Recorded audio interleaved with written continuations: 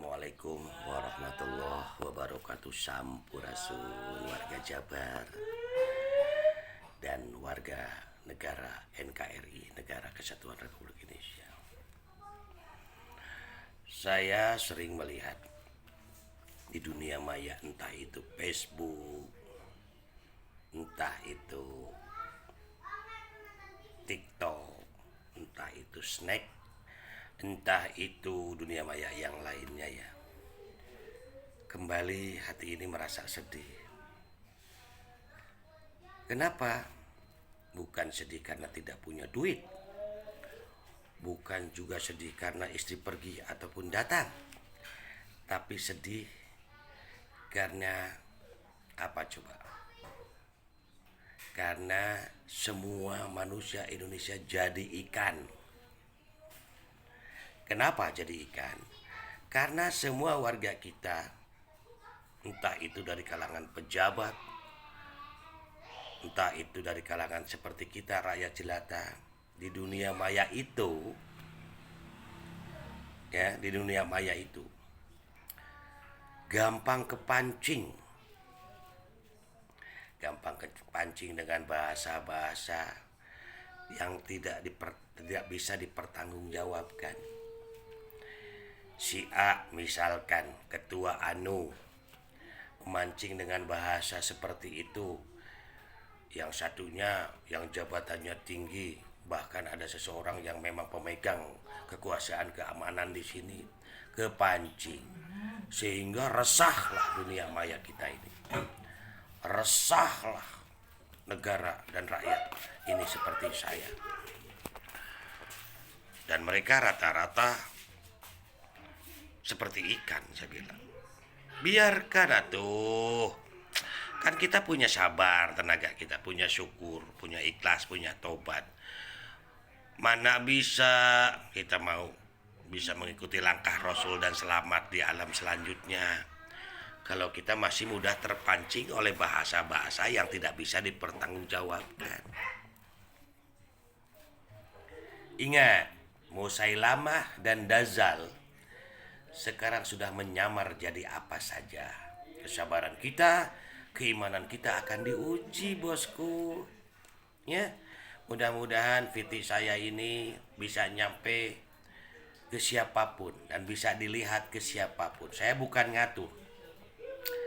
Ada tugas saya adalah memberitahu kepada semua manusia Indonesia, termasuk diri saya sendiri, untuk tetap berpegang teguh kepada aturan. Aturan apakah? Jalan ke sana, sabar, syukur, ikhlas, tobat, jujur. Ya kalau kita nggak merasa apa yang diceritakan si A, si B, si C, bahkan si Z itu tidak ada di diri kita, ngapain lagi marah? Sebab Dajjal itu, sebab Musailamah itu, para pendusta itu ya gitu tugasnya. Coba kita kembalikan kepada kita tugas dan fungsi para iblis.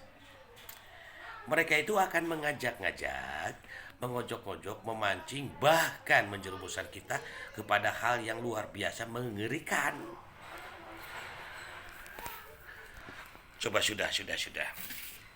Mari kita akhiri soal telinga kita yang dirobek-robek oleh Dajjal, harga diri kita yang diacak-acak oleh Musailamah.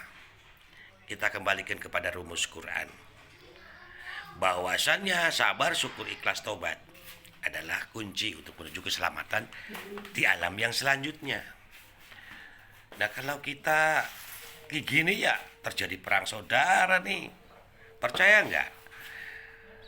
Perang Baratayuda akan segera terjadi apabila para rakyat jelatanya seperti saya, para pejabatnya seperti beliau terpancing oleh bahasa omon-omon yang ada di dunia maya. Dan satu lagi, tolong dong media, digorengnya jangan terlalu matang jadi tutung nanti bro. Kau ini kadang-kadang membangun negara juga menghancurkan negara dengan bahasa-bahasamu.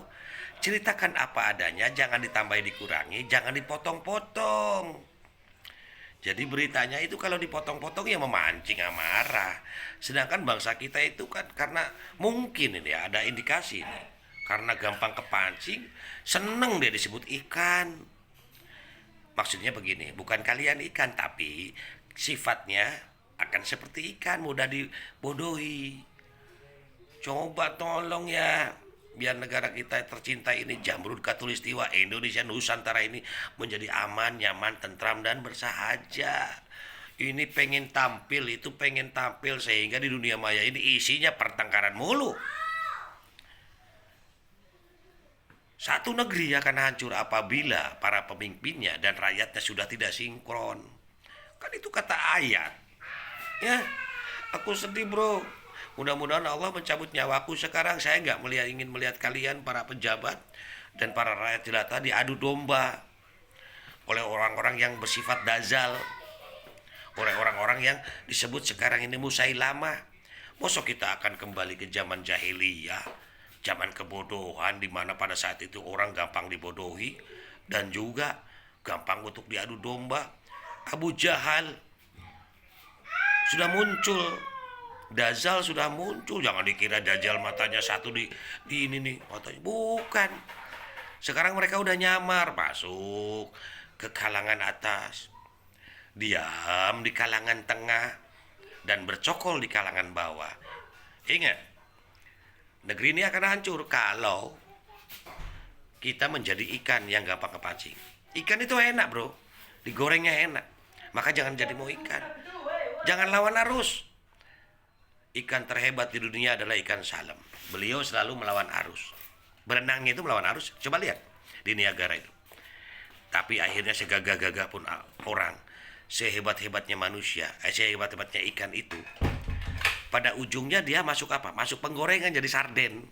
Maka yang gampang kepancing, tak itu kalangan atas ataupun kalangan bawah, maka dia akan digoreng oleh para media sehingga dia hancur lebur dan setan akan tertawa. Hahaha katanya, mampus lo dasar nggak beriman.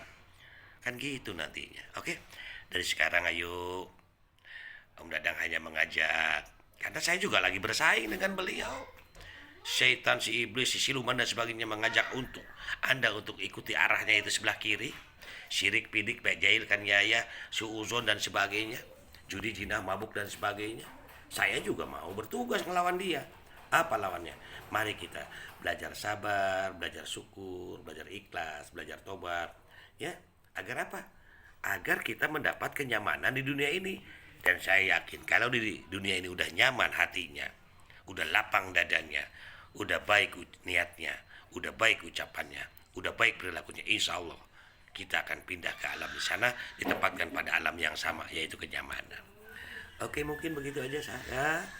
Maaf kalau misalkan Om Dadang ada menyinggung, karena saya nggak suka kepada orang-orang yang gampang kepancing kemudian buka komitmen atau buka apa semacam ini di dunia maya. Ini jelek, ini bagus, yang jelek, yang bagus siapa tuh? Kita aja yang bagus, maca. Makanya fasyadu anfusakum. Mari kita sama-sama lihat diri kita. Sedang apa sekarang, dari mana kita, mau kemana. Biar kalian tahu, biar kita tahu semua, bahwa perong di depan, perong hidung orang itu akan kelihatan. Tapi diri kita sendiri, kita tidak tahu. Makanya mari sama-sama jangan kepancing. Karena kita bukan ikan. Oke, assalamualaikum.